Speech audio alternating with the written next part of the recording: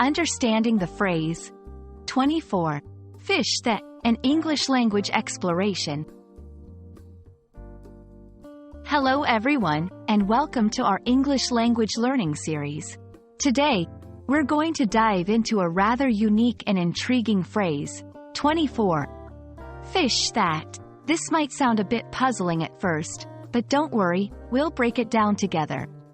By the end of this video, you'll not only understand what this phrase means but also how you can use it in your daily conversations. First, let's dissect the phrase. 24. Fish that.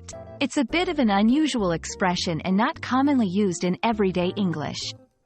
The first part, 24, is a number, and it's not typically associated with the second part, fish that. So, why are they put together, and what could they possibly mean? Well, let's find out in the next section. Now, onto the exciting part. What does 24 fish that mean? Unfortunately, this phrase is not a standard expression in the English language.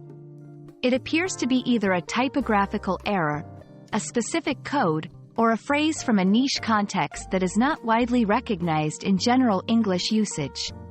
Sometimes, phrases like these can originate from specific subcultures, internet memes, or even personal in-jokes, making them quite mysterious to the broader audience. Given that 24 fish that is not a standard English phrase, its usage is quite limited.